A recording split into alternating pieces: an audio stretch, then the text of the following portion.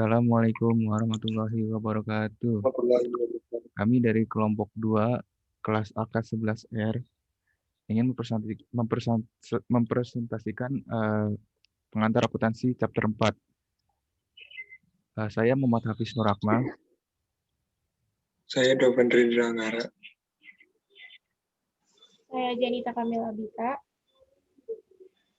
Saya Intan Jigita Putri. Oke, sekarang kita masuk ke materi pertama. Tujuan pembelajarannya itu ada siapkan lembar kerja, siapkan ayat jurnal penutup dan neraca saldo setelah penutupan. Yang ketiga, jelaskan langkah-langkah dalam siklus akuntansi dan bagaimana menyiapkan jurnal koreksi.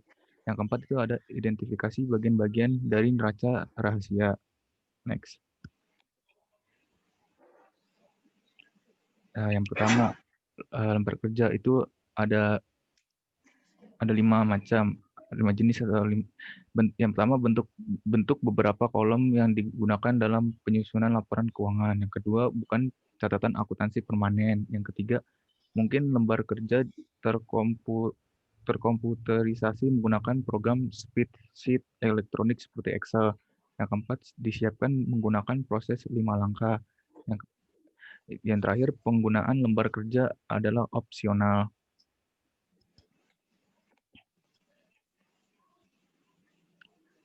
Nah, ini ada tabel di situ. Yang pertama, siapkan neraca saldo di lembar kerja. Yang kedua, di adjustment tuh masukkan data penyesuaian. Yang ketiga tuh masukkan saldo yang disesuaikan di adjusted trial balance. Yang keempat dan kelima itu ada perluas saldo yang disesuaikan ke kolom pernyataan yang sesuai. Yang kelima, jumlahkan kolom pernyataan hitung laba bersih atau rugi bersih dan lembar kerja lengkap. Next. Nah, ini ada tahap selanjutnya itu ada sertakan semua akun dengan saldo. Yang kedua ada jumlah saldo percobaan datang langsung dari akun buku besar. Next.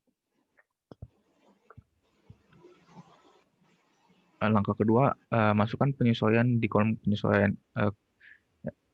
Kunci penyesuaian itu ada persediaan digunakan, asuransi kadaluarsa. Yang ketiga, depresiasi dibebankan. Yang keempat, pendapatan layanan diakui. Yang kelima, pendapatan layanan yang diperoleh. Yang keenam, bunga masih harus dibayar. Dan yang terakhir ada gaji yang masih harus dibayar.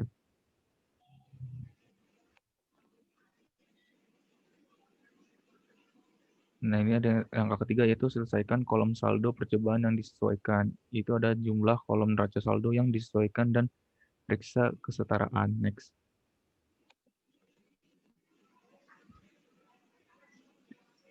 Keempat itu perpanjang jumlah ke kolom laporan keuangan, yaitu perluas jumlah neraca saldo yang disesuaikan ke kolom laporan keuangan yang sesuai. Next. Nah, ini ada langkah kelima, yaitu total kolom penghasilan rugi bersih diperhitungkan. Yaitu berarti kita mentotalkan, berarti hitung pendapatan bersih atau rugi bersih. Next.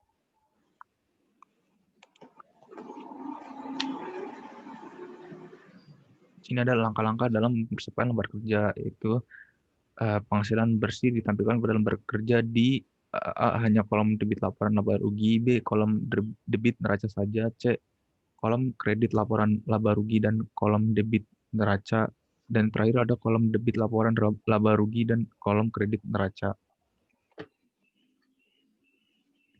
Next.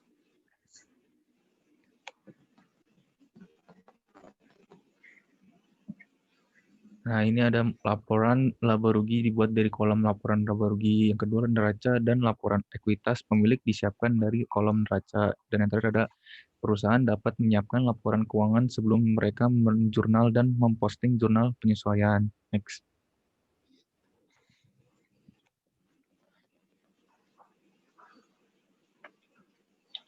Ini ada contoh tabelnya.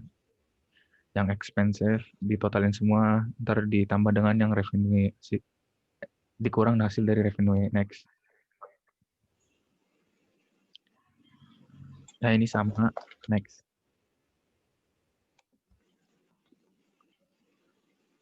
Dan untuk tabel terakhir, biasanya semua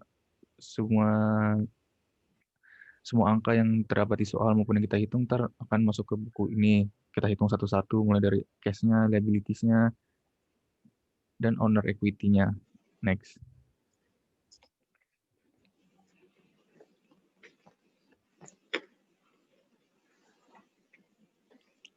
Ini Intan.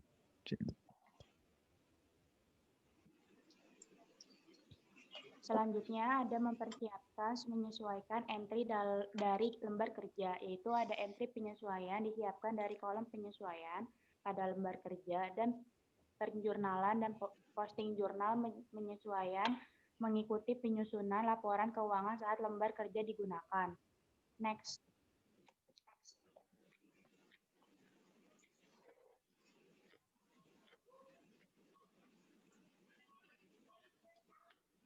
Kemudian di sini juga membuat jurnal dan memposting entry penutup dan menyiapkan neraca saldo pasca penutupan. Biasanya di akhir periode akuntansi, perusahaan membuat akun siap untuk periode berikutnya. Ini namanya panggilan penutup buku atau closing book. Dalam menutup pembukuan ini, perusahaan membedakan akun sementara dan akun permanen. Akun sementara yang terkait dengan periode akun tertentu, maka menyertakan semua akun sementara di akhir periode. Sebaliknya, akun permanen itu hanya terkait dengan satu atau lebih periode akuntansi di masa depan selanjutnya.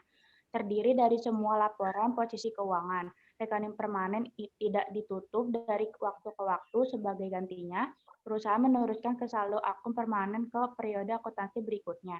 Next.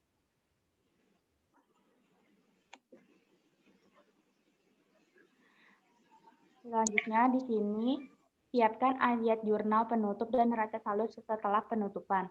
Pada akhir periode akuntansi, perusahaan menyiapkan akun untuk periode berikutnya. Biasanya di neraca saldo setelah penutupan ini ada 2 akun, yaitu sementara akan ditutup dan permanen akun ini tidak ditutup. Sementara akan ditutup ini semua akun pendapatan, semua akun pengeluaran, dan akun gambar pemilik.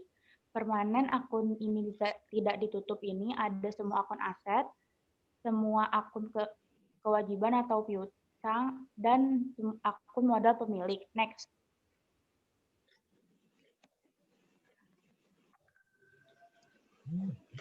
Kemudian mempersiapkan entry penutup. Penutupan entry secara resmi mengakui dalam buku besar transfer. Itu ada laba bersih atau rugi bersih, dan ada gambar pemilik untuk modal pemilik. Biasanya perusahaan umumnya menjurnal dan memposting entry penutupan hanya pada akhir periode akuntansi tahunan. Dan entry penutup ini menghasilkan saldo 0 di setiap akun sementara, bukan akun permanen. Next.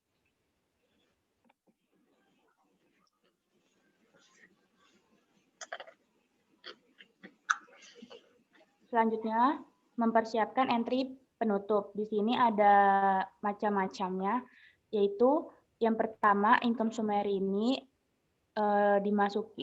masukkan revenues dulu, baru kemudian expenses. Terus, ketiga, dimasukkan owner capital, dan yang terakhir dimasukkan owner drawing. Petunjuk bergunanya ini, gambar pemilik ditutup langsung ke modal pemilik dan bukan untuk penghasilan. Gambar perikasan pemilik bukanlah biaya. Mode pemilik adalah akun permanen, semua akun lainnya adalah akun sementara. Next. Di sini ada ilustrasi mempersiapkan entry penutup. Di sini ada jurnal 3 dari jurnal umum. Seperti ini ilustrasi jurnal penutupnya. Next.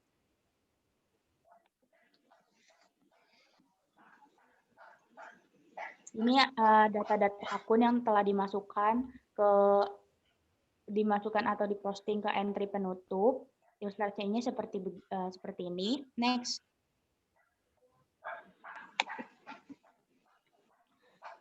Kemudian ada mempersiapkan saldo percobaan pasca penutupan. Tujuannya itu untuk membuktikan kesetaraan saldo akun permanen yang dibawa ke periode akuntansi berikutnya. Jadi di saldo percobaan pasca penutup ini untuk membuktikan balance atau tidaknya agar saldo akun permanen ini bisa dibawa ke periode akuntansi berikutnya. Ini ilustrasi neraca saldo pasca penutupan. Next.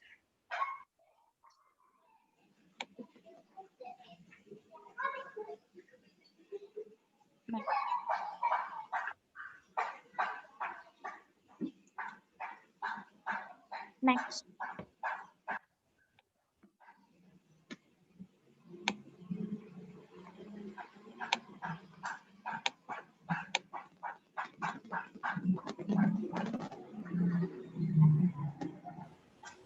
Jadi, yang selanjutnya itu mengoreksi entry.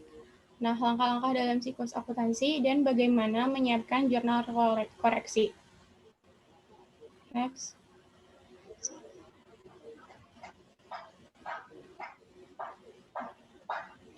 Jadi, di siklus akuntansi itu, yang pertama, kita menganalisis transaksi bisnis.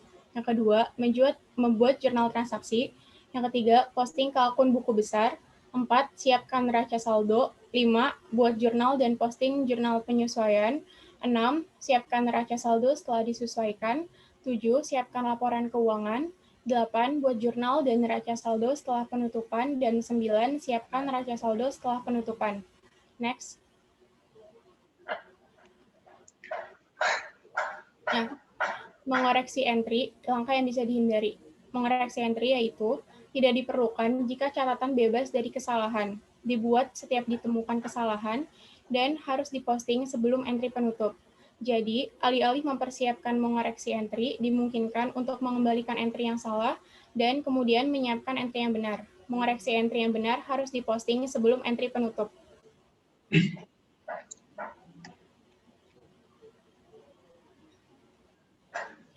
Pada contoh kasus 1, yaitu pada tanggal 10 Mei, Mercatoko membuat jurnal dan memposting penagihan tunai sebesar 500 dari pelanggan sebagai debit ke kas 500 dan kredit ke pendapatan jasa 500.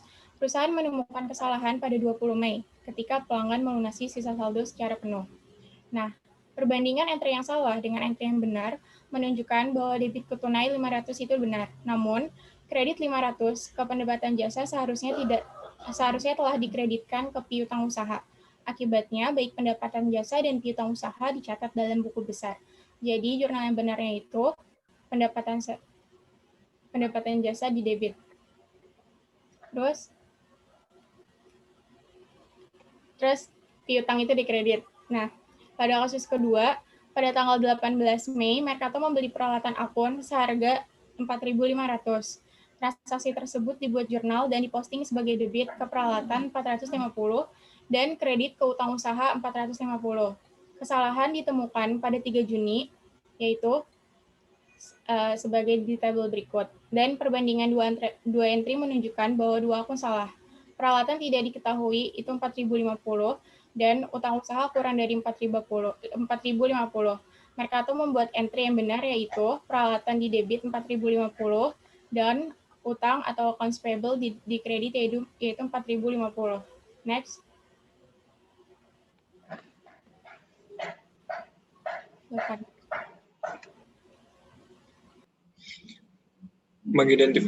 Mengidentifikasi bagian dari laporan posisi keuangan yang diklasifikasikan. Pertama, ada menyajikan potret pada suatu titik waktu. Yang kedua, untuk meningkatkan pemahaman perusahaan pengelompokan aset serupa dan kewajiban serupa. Klasifikasi standar, aset lancar, investasi jangka panjang, perumahan, tanaman, dan peralatan, aset tidak berwujud. Yang kewajiban dan ekuitas pemilik ada kewajiban lancar, kewajiban jangka panjang, dan ekuitas pemilik. Ini contoh laporan posisi keuangan rahasia.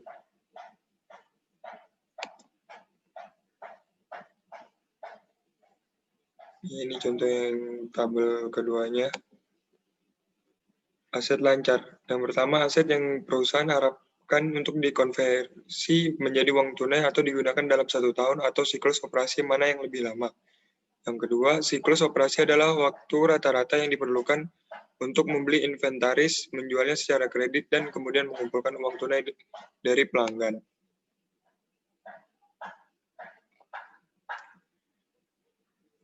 Aset lancar biasanya dicantumkan dalam urutan yang mereka harapkan untuk diubah menjadi uang tunai.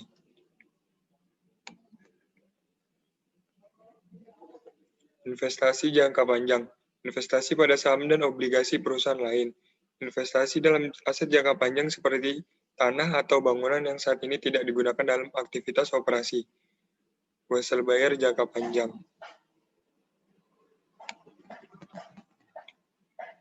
Perumahan, tanaman, dan peralatan. Yang pertama, umur manfaat yang panjang. Yang kedua, saat ini digunakan dalam operasi. Yang ketiga, depresiasi mengalokasikan biaya aset ke beberapa tahun. Keempat, akumulasi penyusutan. Jumlah total penyusutan yang telah dikeluarkan sejauh ini selama masa pakai aset. Ini contoh tabel dari perumahan, tanaman, dan peralatan. Aset tak berwujud, aset berumur panjang yang tidak memiliki substansi fisik.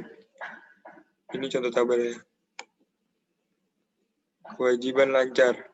Yang pertama, kewajiban yang harus dibayar perusahaan dalam tahun mendatang atau siklus operasinya mana yang lebih lama. Yang kedua, biasanya daftar wesel bayar terlebih dahulu. Diikuti dengan hutang dagang, item lainnya mengikuti urutan besarnya. Yang ketiga, contoh umum adalah hutang dagang, hutang gaji, dan upah. Hutang wesel bayar, hutang bunga, hutang pajak penghasilan jatuh tempo saat ini dari kewajiban jangka panjang. Yang keempat, likuiditas, kemampuan untuk membayar kewajiban yang diharapkan akan jatuh tempo dalam tahun depan. Ini contoh tabel dari kewajiban lancar.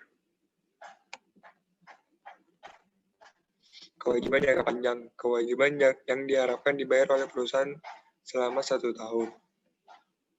Ini contoh tabelnya. Ekuitas pemilik.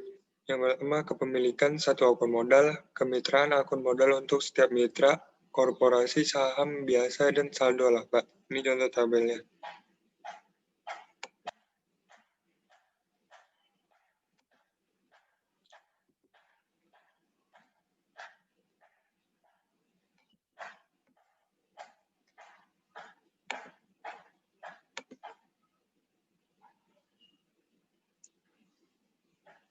Selanjutnya. Janita.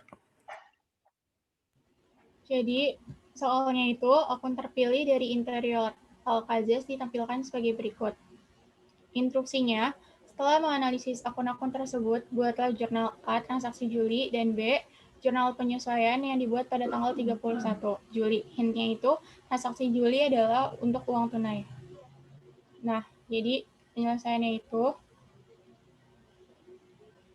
yang A, pada tanggal 1 Juli itu ada perlengkapan di debit 1.100 dan kas di kredit 1.100. Terus yang tanggal 1 lagi ada kas di debit 1.500 dan pendapatan diterima di muka 1.500. Tanggal 10 ada perlengkapan 650 di debit dan kas di kredit itu 650. Tanggal 14 ada kas di debit 2.200 dan pendapatan jasa di kredit 2.200. Tanggal 15 ada beban gaji dan upah 1.200 itu di debit dan kas di kredit itu 1.200. Tanggal 20 ada kas di debit 1.000 dan pendapatan diterima di muka di kredit itu 1.000. Terus yang B-nya itu tanggal 31 Julinya ada beban perlengkapan 900 di debit dan di kredit ada perlengkapan 900. Lalu ada pendapatan diterima di muka 1.150 di debit dan pendapatan jasa di kredit 1.150. Lalu ada piutang 500 di debit dan pendapatan jasa di kredit 500 dan beban gaji dan upah di debit itu 1.200, lalu di kredit utang gaji dan upah itu 1.200.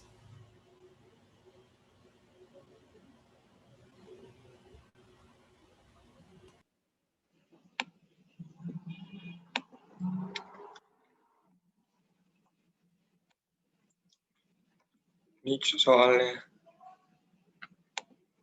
Ini jawabannya. Yang A, apakah alasan mengapa aset pabrik tidak dilaporkan pada nilai likuidasi? Yang jawabannya yang kedua, asumsi going concern. Yang B, menunjukkan bahwa pencatatan pribadi dan bisnis harus dipelihara secara terpisah. Jawabannya yang nomor 6, asumsi entitas ekonomi. C, mengasumsikan bahwa unit moneter adalah tongkat pengukur yang digunakan untuk melaporkan kinerja keuangan. Jawabannya yang nomor 3, asumsi unit moneter. Yang D, memisahkan informasi keuangan ke dalam periode waktu untuk tujuan pelaporan. Jawabannya nomor 4, asumsi periode waktu. Yang dasar pengukuran yang digunakan ketika estimasi nilai wajar yang andal tidak tersedia. Jawabannya nomor 5, prinsip biaya historis. F, mendikte bahwa perusahaan harus mengungkapkan semua keadaan dan peristiwa yang membuat perbedaan bagi pengguna laporan keuangan. Jawabannya yang nomor 1, prinsip pengungkapan penuh.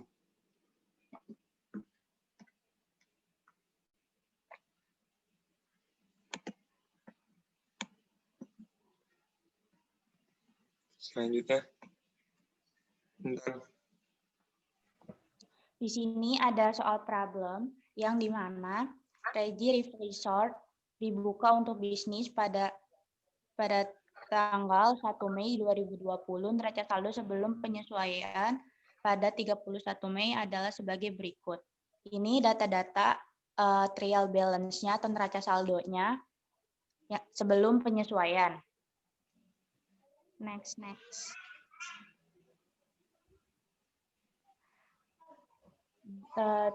Lalu selain akun-akun yang terdaftar pada neraca saldo, bagian akun untuk Regi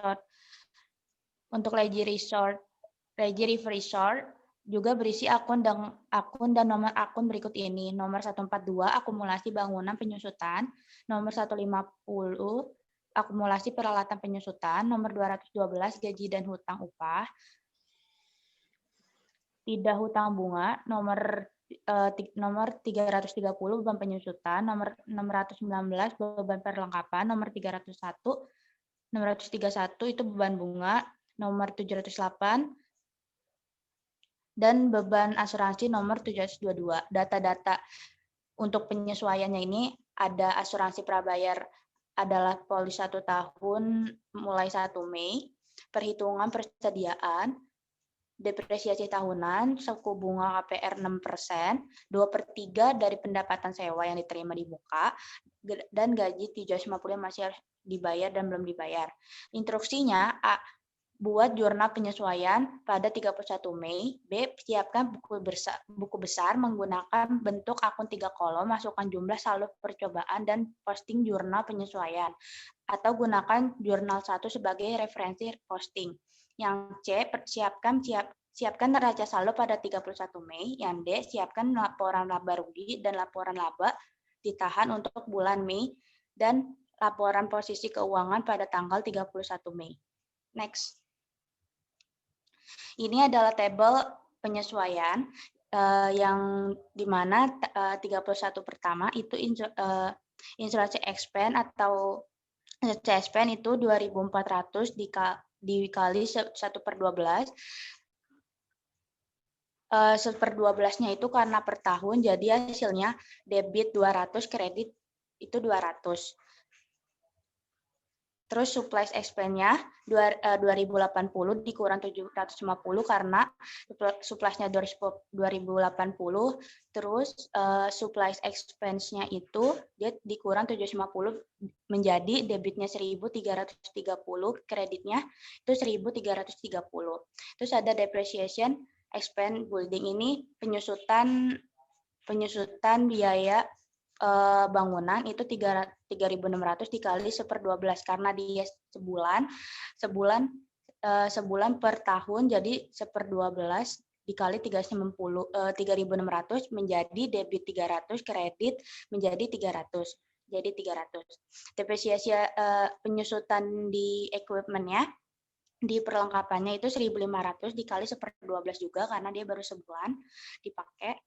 Itu jadi debitnya 125, kreditnya 125. Unearned rent-nya itu karena 2/3 dari unearned rent revenue, jadi 2/3 dikali 3.300 menjadi debit 2.200, kreditnya menjadi 2.200. Terus salaries expense-nya itu tetap ditulis 750 aja, jadi debitnya 750, kreditnya 750. Terus interest expense-nya itu interest payable-nya 40.000 dikali 6% dikali 1/12 itu debitnya 200, kreditnya 200 dari hasil perhitungan tersebut. Next. Ini laporan buku besar yang dimana kita jadi satu kolom-kolom, itu ada cash, supply, sampai utility, sampai bawah. Sampai akhir dari data akun tersebut. Itu buku besar, ada nomor referensi, dan ada balance dan adjusting-nya. Next.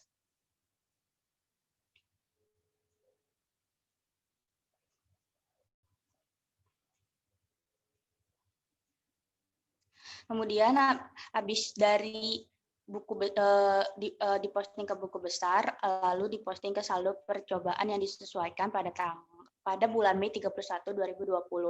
Ini setelah disesuaikan dari neraca balance, itu debitnya menjadi 100.155 dan kreditnya juga 100.155. Next, dia balance. Terus ini income statement-nya atau laporan laba rugi untuk 1 bulan yang berakhir pada tanggal 31 Mei 2020. Hasil revenues-nya itu 2.500 dan hasil dari expense-nya itu 7.705, itu revenues dikurang expense jadinya 4.795. Next. Kemudian ada laporan laba ditahan.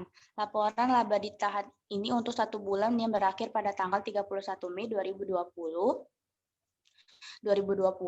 Retained earning Mei satunya nggak ada. Net income-nya itu tadi sebelumnya 4.795. Kemudian ada dividends-nya itu 1.000. Jadi retained earning Mei tanggal 31-nya itu dividen dikurang net income jadi 3.795. Next. Ini hasil akhir dari neraca keuangan keseluruhan. Asetnya hasilnya 91.925 dan equity dan liability-nya atau itunya hasilnya 992.5 juga, jadi hasilnya balance.